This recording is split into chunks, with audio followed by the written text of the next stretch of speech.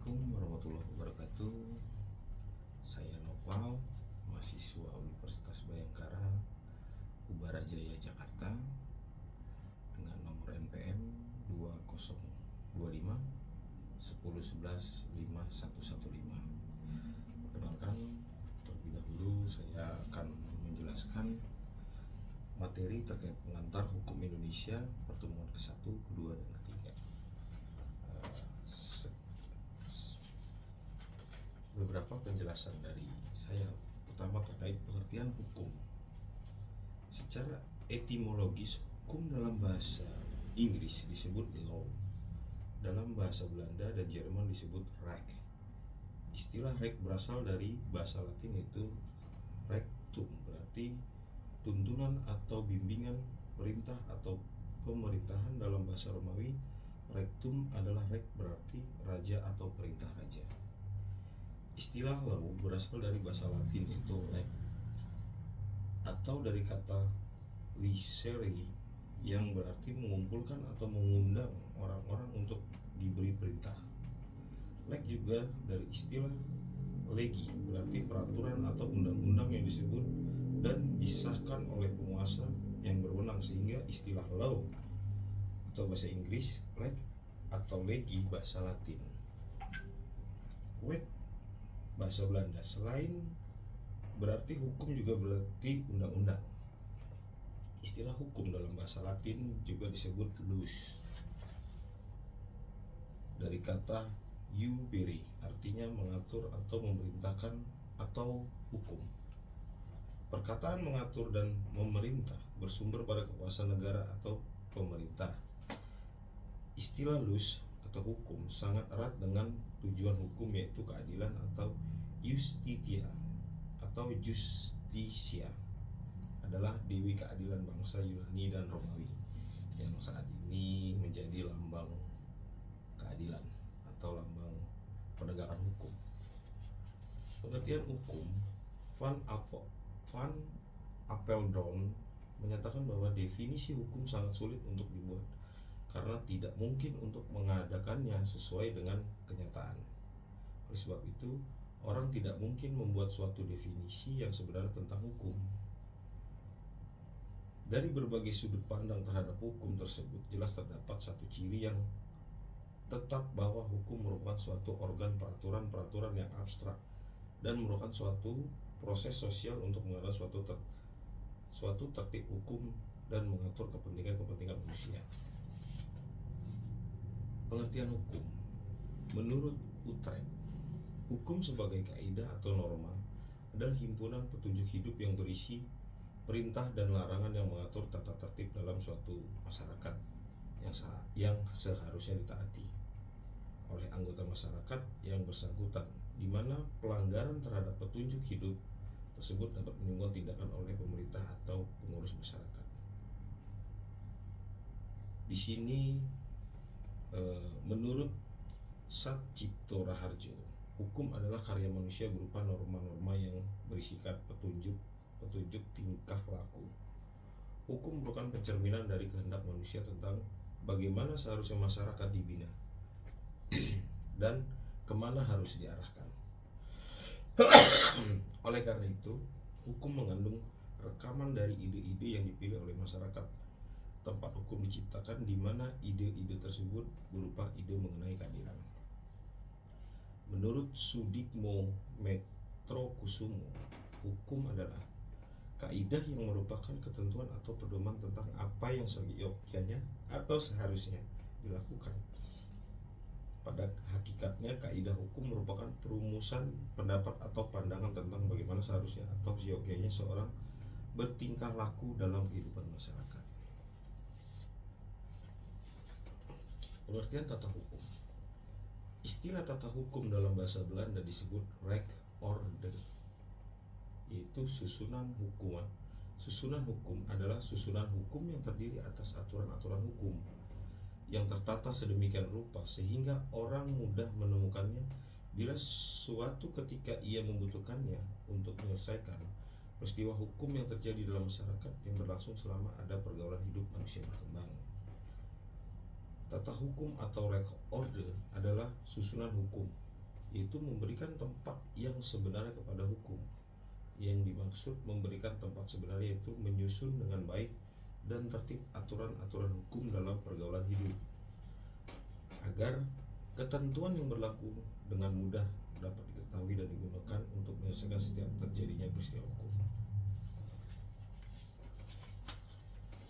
Pengertian pengantar hukum Indonesia seperti mata kuliah tentang pengertian pengantar hukum Indonesia adalah pengantar atau introduction dalam bahasa Inggris atau inleading dalam bahasa Belanda, yang berarti memperkenalkan secara umum sehingga diperoleh gambaran menyeluruh dari ruang lingkup permasalahan secara garis besar.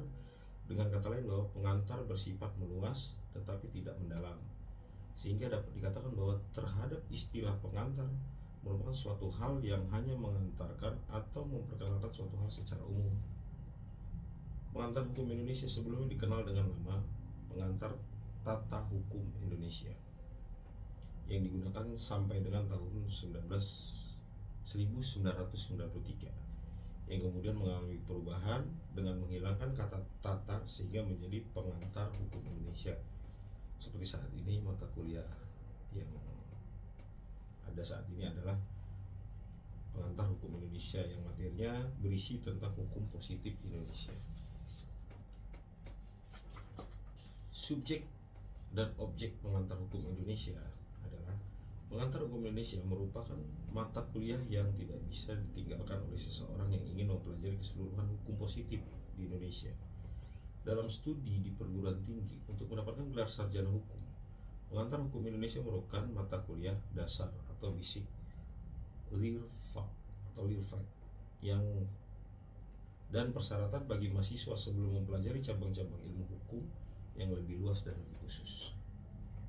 Subjek pengantar hukum Indonesia adalah setiap warga negara Indonesia dan warga negara asing yang bermukim di Indonesia serta badan hukum yang dibentuk berdasarkan hukum Indonesia. Objek studi pengantar hukum Indonesia adalah hukum yang berlaku sekarang di Indonesia atau hukum positif, di mana pengantar hukum Indonesia mengkaji dan menganalisa hukum sebagai suatu fenomena atau gejala hukum yang berhubungan dengan kehidupan masyarakat. Tujuan mempelajari pengantar hukum Indonesia untuk mengetahui adalah macam-macam hukum atau bentuk dan isi yang berlaku di Indonesia. Salah satunya, kedua, perbuatan-perbuatan apa yang dilarang dan yang harus serta diperbolehkan menurut hukum Indonesia. Kedudukan dan hak kewajiban setiap warga, kedudukan hak dan kewajiban setiap orang dalam masyarakat dan negara menurut hukum Indonesia.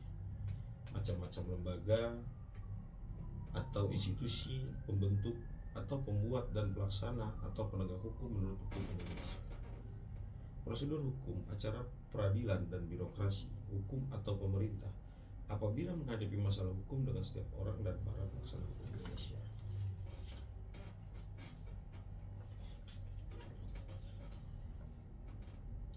Persamaan antara PIH dan pengantar hukum Indonesia dan pengantar ilmu hukum itu saling berkaitan.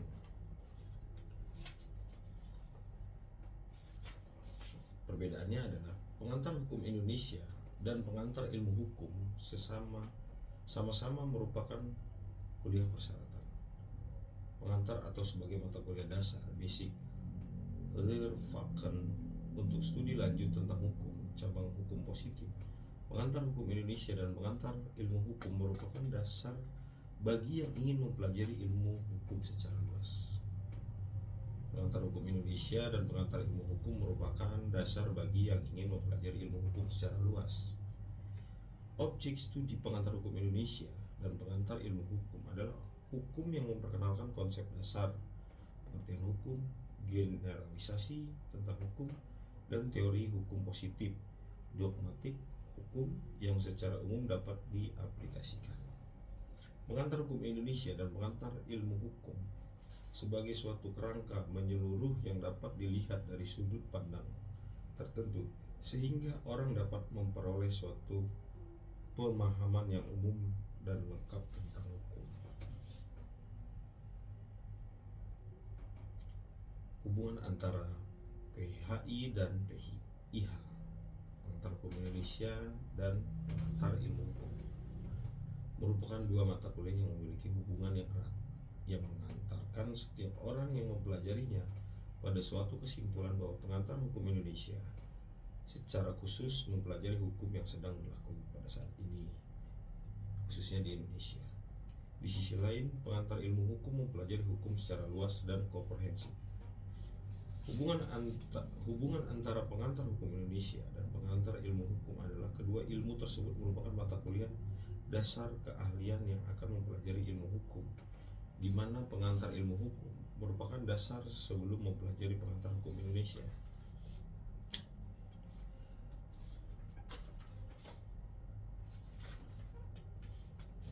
Dalam pengantar ilmu hukum ada sejarah-sejarah yang harus kita pelajari, terutama dalam mata kuliah pengantar ilmu hukum. Ada sejarah dalam bahasa Inggris adalah history, yang berasal dari kata historia, historiai, dari bahasa Yunani yang berarti hasil penelitian. Dalam bahasa Latin lainnya, historis, yang kemudian menyebar menjadi historia. Dalam bahasa Spanyol, history. Dalam bahasa Belanda, history. Dalam bahasa Prancis, dan storia dalam bahasa Italia. Istilah histori sendiri menyatakan kumpulan fakta kehidupan dan perkembangan manusia. Sejarah merupakan penulis sistematik dari gejala-gejala tertentu yang mempunyai pengaruh pada suatu bangsa atau kelompok sosial tertentu, dengan penjelasan mengenai sebab-sebab timbulnya gejala itu sebagai ilmu sosial. Sejarah meneliti pengalaman manusia dengan usaha mengungkapkan kebenaran tentang manusia dan masyarakat. Surjono Sukanto memberikan definisi sejarah adalah pencatatan yang bersifat deskriptif dan interpretatif mengenai kejadian-kejadian yang dialami oleh manusia pada masa-masa lampau yang ada hubungannya dengan masa kini. Sejarah hukum adalah suatu pencatatan dari kejadian-kejadian penting mengenai tata hukum masa lalu yang perlu diketahui, diingat, dan dipahami oleh setiap orang atau suatu bangsa masa kini. Hal ini berkenaan dengan kegunaan sejarah sebagai pemeliharaan keutuhan akan kebenaran bagi kehidupan generasi selanjutnya. Melalui sejarah hukum dapat diketahui kelemahan-kelemahan dan keunggulan hukum yang pernah berlaku, yang diperlukan karena hukum pada masa lalu memberi andil dan atau pengaruh terhadap hukum yang berlaku saat ini. Demikian pula hukum yang berlaku saat ini mempengaruhi hukum yang akan datang. Membahas tata hukum yang berlaku di Indonesia tidak dapat dipisahkan dari sejarah tata hukum Indonesia yang berlaku pada masa lalu, yang dilaksanakan dan menjadi pedoman dan mempengaruhi tata hukum yang berlaku saat ini. Hal ini disebabkan karena Indonesia memiliki sejarah panjang perjalanan bangsa dengan berbagai peristiwa dan keadaan yang terjadi dalam kehidupan masyarakat.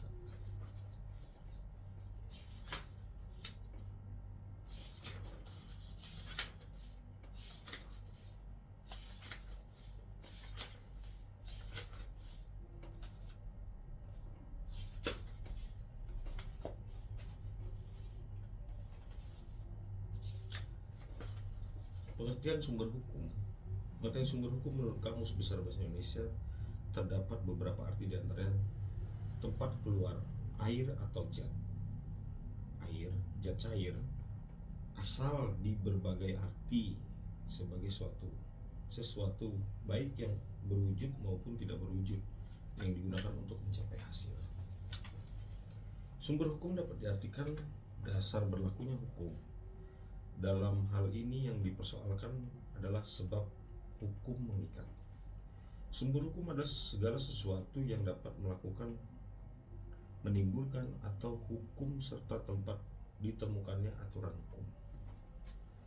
Sumber hukum dapat diartikan sebagai bahan atau materi yang mencakup isi atau substansi hukum.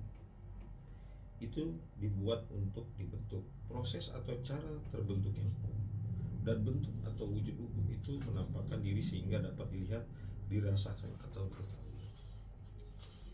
Pengertian sumber hukum menurut Sudikmo Metrokusumo sebagai asas hukum, sebagai sesuatu yang merupakan permulaan hukum, misalnya kehendak Tuhan, akal manusia, jiwa bangsa, dan sebagainya. Menunjukkan hukum terdahulu yang memberi bahan-bahan kepada hukum yang sekarang berlaku, misalnya hukum Prancis, hukum Romawi, sebagai sumber yang berlaku, memberikan kekuatan berlaku secara formal kepada peraturan hukum atau penguasa masyarakat. Sebagai sumber dari kita dapat mengenal hukum, misalnya dokumen, undang-undang, batu tulis, dan sebagainya. Sebagai sumber terjadinya hukum, misalnya sumber yang menimbulkan hukum. Pengertian sumber hukum adalah sumber hukum dalam arti materi adalah kesadaran hukum yang ditemukan dalam hati sanubari anggota masyarakat tentang sesuatu yang dianggap sebagai seharusnya atau sepantasnya, sesuatu yang dianggap adil dan benar oleh suatu komunitas masyarakat. Sumber hukum dalam arti formil itu mengkaji kepada prosedur dan tata cara pembentukan suatu hukum atau melihat kepada bentuk lahiriah dari hukum yang bersangkutan yang dapat dibedakan secara tertulis atau tidak tertulis. Contohnya perundang-undangan, jurisprudensi, traktat atau perjanjian, doktrin maupun kebiasaan dasar. Sumber-sumber hukum formil adalah pertama undang-undang, kedua kebiasaan, ketiga jurisprudensi, keempat traktat, kelima doktrin. Undang-undang adalah suatu peraturan atau keputusan negara yang tertulis dibuat oleh alat perlengkapan negara yang berwenang, yakni DPR dan Presiden, dan mempunyai kekuatan mengikat masyarakat. Undang-undang dalam arti materi luas, yaitu semua peraturan atau keputusan tertulis yang menurut isinya mengikat setiap orang secara umum dan dibuat oleh penguasa pusat maupun daerah yang sah. Dalam arti formil atau sempit, yaitu peraturan tertulis yang dibentuk oleh alat perlengkapan negara yang berwenang bersama-sama oleh DPR dan Presiden. Undang-undang dalam arti formil yang ditekankan adalah segi perbuatan dan bentuknya. Syarat-syarat berlakunya undang-undang secara formil diberi bentuk secara tertulis. Adanya tata cara atau prosedural tertentu dalam proses perbuatannya, yaitu bersama-sama oleh DPR dan Presiden, selanjutnya disahkan oleh Presiden. Undang-undang itu harus diundangkan oleh Menteri Sekretaris Negara dan dimuat dalam lembar negara. Undang-undang itu mulai berlaku dan mengikat menurut tanggal yang ditentukan dalam undang-undang itu sendiri. Jika tidak disebutkan tanggal mulai berlakunya, maka berlakunya undang-undang itu adalah 30 hari sejak diundangkan untuk daerah Jawa dan Madura. Sedangkan untuk daerah lain, hari ke-100 sejak diundangkan. Asal berlakunya undang-undang. Undang-undang tidak berlaku surut. Undang-undang yang lebih rendah derajatnya tidak boleh bertentangan dengan undang-undang yang lebih tinggi. Undang-undang yang berlaku kemudian atau belakangan membatalkan undang-undang yang berlaku terdahulu, lex posteriori, derogat lex priori. Undang-undang yang lebih tinggi derajatnya membatalkan undang-undang yang mempunyai derajat yang lebih rendah, atau disebut lex superior, derogat lex inferiori. Undang-undang khusus mengesampingkan undang-undang yang bersifat umum, lex specialis, derogat legis generalis. Undang-undang tidak dapat diganggu-gugat. Dalam hal ini menyangkut dengan adanya hak uji material dan kaitannya dengan asas kedaulatan rakyat. Undang-undang khusus Pasal 1 Angka 2 Undang-Undang Nomor 12 Tahun 2012 Peraturan perundang-undangan adalah peraturan tertulis yang memuat norma hukum yang mengikat secara umum dan dibentuk atau ditetapkan oleh lembaga negara atau pejabat yang berwenang melalui prosedur yang ditetapkan dalam peraturan perundang-undangan. Contoh, pasal 7 hierarki perundang-undang. Pertama, Undang-Undang Dasar 1945. Yang kedua, TAP MPR. Yang ketiga, Undang-Undang atau Perpu, Peraturan Perundang-undangan. Yang keempat, Peraturan Pemerintah atau PP. Yang kelima, Peraturan Presiden. Dan yang keenam, Peraturan Daerah atau Peraturan Provinsi tingkat kota kabupaten. Berdasarkan hukum kebiasaan dapat diartikan sebagai perbuatan yang diulang-ulang dalam bentuk yang sama, merupakan bukti bahwa orang yang menyukai perbuatan tersebut itu merupakan suatu bentuk kebiasaan. Kebiasaan tertentu diterima oleh masyarakat dan kebiasaan selalu berulang-ulang dilakukan sedemikian rupa sehingga tindakan yang berlawanan dengan kebiasaan itu dirasakan sebagai pelanggaran perasaan hukum. Maka dengan demikian timbullah suatu kebiasaan hukum. Kebiasaan atau perilaku yang diulang itu mempunyai kekuatan normatif, mempunyai kekuatan yang mengikat karena diulang oleh orang banyak, maka mengikat orang-orang lain untuk melakukan hal yang sama karena menimbulkan keyakinan atau kesadaran bahwa hal itu memang patut dilakukan. Secara kebiasaan sebagai sumber hukum. Kebiasaan. 1. Syarat material yaitu adanya kebiasaan atau tingkah laku yang tetap atau diulang, yaitu suatu rangkaian perbuatan yang sama yang berlangsung untuk beberapa waktu yang lama. Syarat intelektual yaitu kebiasaan itu harus menimbulkan opinio necessitatis atau keyakinan umum bahwa perbuatan itu merupakan kewajiban hukum. Adanya akibat hukum apabila hukum kebiasaan itu dilanggar. Pertama, kebiasaan dan hukum adat. Selain hukum kebiasaan, sebagai hukum tidak tertulis juga dikenal hukum yang hidup dalam masyarakat atau living law. Pada umumnya adalah merupakan sinonim dari istilah atau sebutan hukum adat. Hukum adat adalah adat atau kebiasaan yang mempunyai akibat hukum dan merupakan tata hukum Indonesia yang berasal dari adat istiadat. Suatu adat dapat menjadi hukum adat apabila tercantum dalam keputusan penguasa adat di dalam persekutuan hukum adat. Hukum adat terdiri dari hukum adat tertulis, contohnya bermacam-macam piagam raja atau surat pengesahan raja atau kepala adat, kitab-kitab hukum. Sedangkan hukum adat tidak tertulis sebagian besar berupa perjanjian adat. Jurisprudensinya. Istilah jurisprudensi berasal dari kata lain yaitu jurisprudensia yang berarti pengetahuan hukum. Kata jurisprudensi dengan istilah teknis berarti pengetahuan hukum.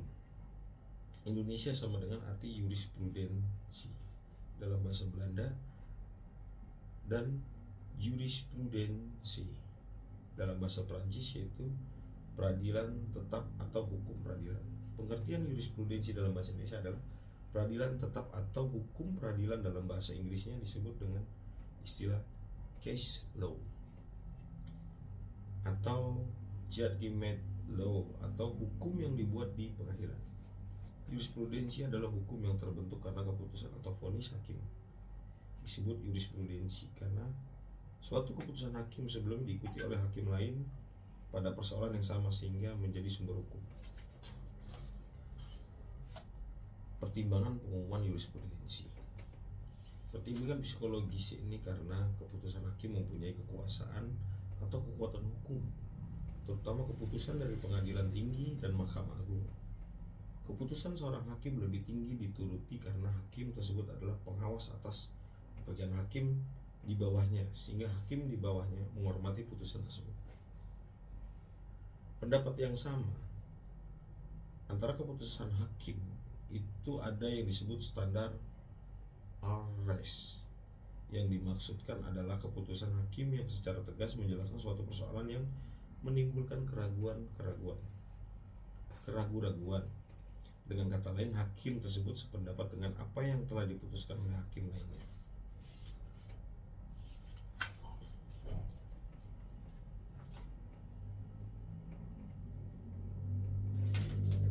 Traktat adalah persetujuan atau perjanjian yang dilakukan oleh dua negara atau lebih. Apabila dilakukan oleh dua negara disebut bilateral, dan apabila dilakukan oleh beberapa atau banyak negara maka disebut multilateral. Traktat disebut sebagai hukum Traktatenrecht atau hukum perjanjian antar negara. Merupakan hukum yang ditetapkan dua negara atau lebih yang bersama-sama mengadakan suatu perjanjian traktat. Traktat menjadi sumber hukum jika diundangkan dan dimuat dalam lembar negara yang merupakan sumber hukum formal dan memuat hukum yang berlaku di wilayah pihak yang membuatnya. Prosedur pengesahan traktat. Tahap penetapan atau sweeting yaitu penetapan isi perjanjian oleh utusan atau delegasi pihak-pihak yang bersangkutan. Hasil penetapan diberi nama konsep traktat atau perjanjian. Tahap persetujuan masing-masing parlemen pihak yang bersangkutan di Indonesia oleh Presiden diberikan kepada Dewan Perwakilan Rakyat atau DPR untuk disetujui. Tahap ratifikasi pengesahan. Setelah ratifikasi oleh Presiden, maka perjanjian itu berlaku di wilayah negara yang bersangkutan. Perjanjian yang telah diratifikasikan kemudian diundangkan dalam lembar negara. Hukum doktrin. Doktrin adalah suatu ajaran dari seseorang ahli hukum yang oleh dunia internasional sudah diakui keahliannya dalam lapangan hukum. Biasanya ahli yang sedemikian itu menjadi terkenal karena buah pikirannya yang bermutu tinggi. R. Suroso menyatakan bahwa doktrin adalah pendapat para sarjana hukum yang terkemuka yang besar pengaruhnya terhadap hakim dalam mengambil keputusan. Sudikmo Metrokusumo menyatakan bahwa doktrin adalah pendapat para ahli hukum yang merupakan sumber hukum, tempat hakim menemukan hukum. Doktrin merupakan hukum yang diciptakan oleh orang yang pandai atau pendapat ahli hukum tentang suatu hal mengenai hukum. Seringkali terjadi bahwa hakim dalam memutuskan perkara yang diperiksa menyebutkan pendapat sarjana hukum tertentu sebagai dasar pertimbangan. Hakim seringkali mempergunakan pendapat sarjana hukum sebagai landasan untuk mencari kebenaran-kebenaran material dari suatu perkara yang dihadapinya. Sehingga hakim menemukan hukumnya dalam pendapat itu, sehingga suatu doktrin untuk dapat menjadi hukum formil harus memenuhi syarat tertentu, yaitu jika doktrin itu telah menjadi keputusan hakim. Contoh doktrin mazhab. Sejarah dan kebudayaan yang dipelopori oleh Friedrich Karl von Scheffing tahun 1779 sampai 1861.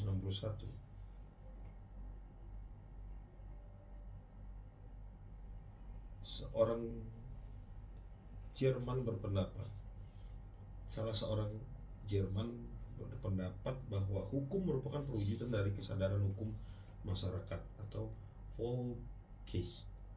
Semua hukum berasal dari adat istiadat dan kepercayaan dan bukan berasal dari pembentuk undang-undang.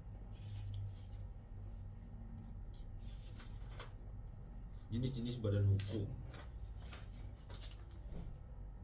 Badan hukum premier atau primary resource, yaitu bahan-bahan hukum yang mengikat,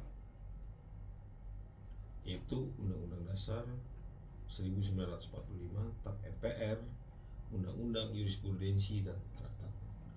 Bahan hukum sekunder atau secondary resource yaitu bahan-bahan yang memberikan penjelasan mengenai bahan hukum premier.